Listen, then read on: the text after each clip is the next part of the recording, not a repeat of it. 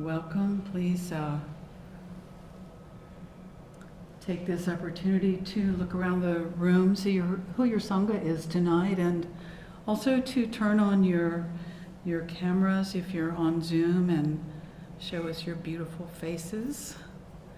It's nice that we have people from near and far here tonight in the room and on Zoom.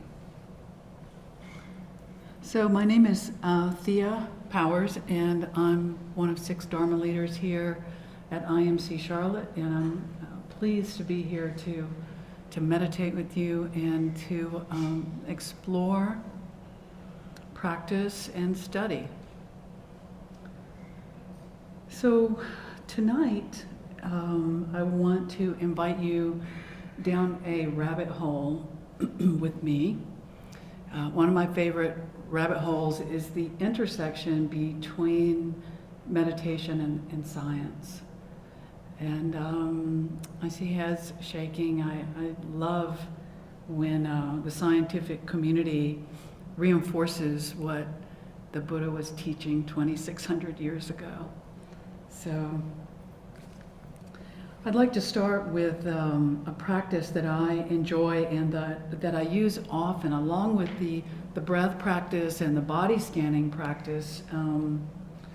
I really like a practice that uses a prompt that says, right now, it's like this. And especially if I'm particularly tweaked or anxious, it's really helpful to just say, okay, right now, it's like this. And so that practice is rooted in a teaching from the Buddha to a man called Bahiya of the bark cloth, because he wore clothes made of bark. He was a renunciate.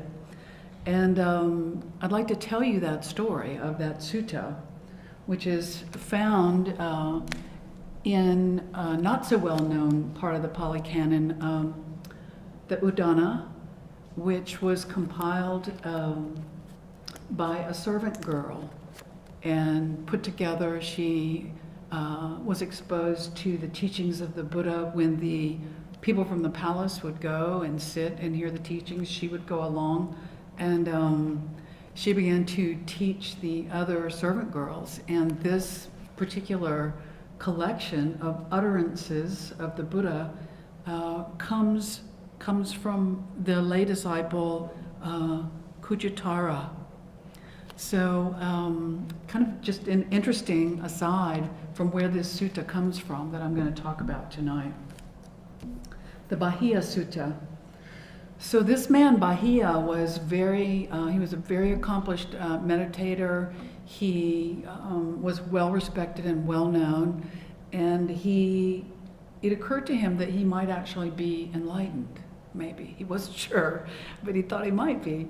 And he began to ask around, and people pointed him to the Buddha and said, you really should go and check with this guy, because he's definitely, something's going on with him that's very, very beyond where most of us are. So he made his way quickly to the Buddha, as quickly as he could. He was in a different part of India, and he found him. And when he found the Buddha had his begging bowl, and he was trying to get some food in the city where they were. And so the Bahiya came to the Buddha and said, "Sugata, please teach me the Dhamma." And Sugata meant, it was an honorific that meant one who has gone beyond. And the Buddha looked at him and said, "This is not a good time. Can you come back later?" And so Bahiya said again, "Please, I've traveled so far. I know that you're trying to get your food, but could you please just teach me the Dhamma?" And the Buddha said, "This is not a good time. Please, let's meet back at the camp, right?" And Bahiya just said, "Look, I could die, you could die. I've got to know, please, teach me the Dhamma." And so, as you've probably heard, the rule was if someone came to you in earnest and asked you 3 times to teach them, you had to teach them. And so the Buddha turned to him and said, "Okay, Bahiya, you should train yourself like this. In the seen will only be what is seen. In the heard will only be what is heard. In the sensed will only be what is sensed. And in the cognized will merely be what is cognized. This is the way you should train yourself. Then, if you train in this way, you won't be with this or with that, neither here or beyond, and this will be the end of suffering." And so when Bahiya heard this, he had an awakening, and they parted ways, and he was walking through the village, and he came across a calf crossing the path, a baby cow, and as he got close to the baby calf, the mother cow showed up and charged him and killed him. So he died right after that. And so that night in the camp, the Buddha was there with his followers, and they said, "Well, what happened to Bahiya?" And the Buddha said, "Well, he will never be born again. He has achieved the final goal." So, kind of an interesting sutta. It's almost like Bahiya knew this was his last chance to get it, and he got it. So, and it's almost like the Buddha knew exactly what to say to him that would just nudge him over the edge into that awareness, that great awareness. So that's the Bahiya Sutta, and the reason I bring it up is because right now it's like this. It's very much about, this is what hearing is like. This is what seeing is like. This is what, right now, it's like this. I'm driving a car. This is what driving a car is like. So just letting our life in these very, uneventful moments, and not tagging stories on to whether it's good or bad or pleasant or unpleasant. It's just like this, right? So I could end here, and maybe I should, but I have to tell you that I was thinking about this, and I thought, how could this be so close to mindfulness practice and what's being described today in the neuroscientific community around just orienting yourself in a room is a way to calm yourself, just quietly looking around. There's all these techniques that are taught that originated 2,600 years ago. And so I did a deep dive into neuroscience, and what I found was astounding. I found that about 25 years ago, at the University of Wisconsin-Madison, a series of studies was launched that was to become a groundbreaking scientific study. And some of you might remember this. Do you remember when all the magazines had pictures of monks with electrodes on their head? That was this study. So this was a collaboration of a team of Western neuroscientists and 21 highly realized meditation masters, some of whom were handpicked by the Dalai Lama. So in this process, these neuroscientists were working with these meditators who had a baseline of 10,000 hours of meditation. Okay, and you might remember that Malcolm Gladwell says 10,000 hours is the magic number to master something, whether it's chess or violin or meditation. That's the minimum amount of hours. So I did a quick calculation, and I'm creeping up on 5,000 hours, probably. So the lowest amount was 10,000 hours, and the highest amount was about 60,000 hours. People that had started meditating at the age of 4, and maybe they're in their 80s now, and they probably live in a monastery, right? So these are their groups, and what they did was they connected them to EEGs to measure the electrical activity in the brain, and to I can't remember what my other word is here, fMRIs, because then that measures the blood flow in the brain, so they can kind of track where the activity is and when it's happening on 2 different levels. So, and they could also measure when the monks went into state and when they came out of state, so that they could compare that as well. So the state that the monks entered during these sessions, during their practice, the word has no English equivalent, but the Tibetan teachers describe it as the natural state of awareness itself. And they posit that this really, if we weren't heaped on with all these worldly concerns, that many of us would be in this natural state of awareness, right? Before the mind adds interpretation, before the commentaries and all the stories and meaning making, basically we would be in boundless awareness, which is what showed up for these monks. And that word in Tibetan, and some of you will know this word, is rigpa. Rigpa. So this made me think of the Bahiya Sutta again, of just knowing, just being aware. And so often what we teach is to take these baby steps every day, all the time, of being aware of this is what holding a pen is like, this is what washing the dishes is like, just to keep checking in with that awareness, to grow it so that we move towards this being in this state of awareness. So I want to go down the rabbit hole just a little bit further, because the findings of this are stupendous and they're so encouraging to us as regular meditators. I hope they're encouraging to you. I was just clicking my little heels together after I read this. It was so cool. So in a normal human, there are 5 primary brainwave states. The delta waves, we go there when we sleep at night. The theta waves, which we pass through twice a day. When we wake up, we move through theta, and when we go to sleep, we move back through theta. This is also where our aha and insights come from, the theta wave state. And then alpha waves, that's relaxing. Just daydreaming, laying in the hammock, gazing out the window, playing with your dog, alpha state.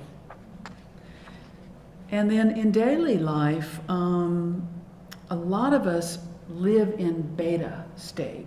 This is like the working engine. This is the get stuff done. Active thinking, analytical problem solving, decision making, mostly an external focus. And then the 5th state is gamma state. This is high level peak information processing. Intense empathy can take you there, and cognitive breakthroughs. We have little bursts of gamma usually in our life.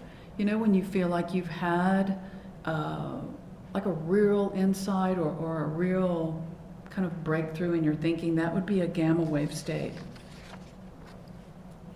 So in the monks, they were, instead of moving through all these states, they were sustaining gamma oscillations, like of this very rare state.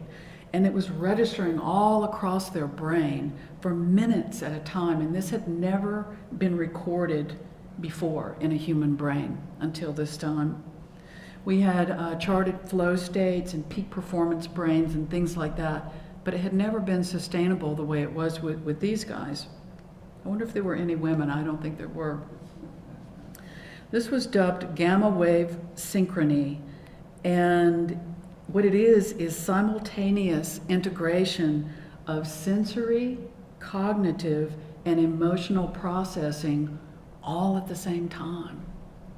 And so usually our brain does this one task at a time in lightning speed, but this was happening for them in all their brain regions at the same time. So we didn't know brains were capable of this until this showed up in this study. Another part of the study that was even more interesting was that there was suppression of the default mode network, and that's where we reference the self. And we have all the stories about what's right and what's wrong and what needs to happen next. It's that voice that we all have in our head that narrates our day every day. That's the default mode network. And most humans run that network from the moment they wake up until they fall asleep at night. But with these guys at this stage, these master meditators, that was silent. It was not there.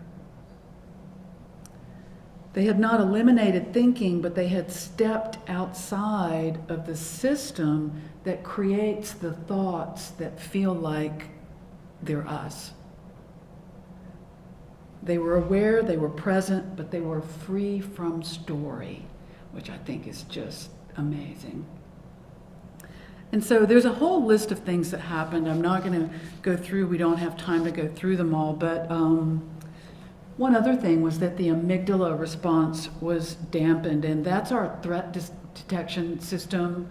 Sometimes if we're super just very anxious, our amygdala is overactive.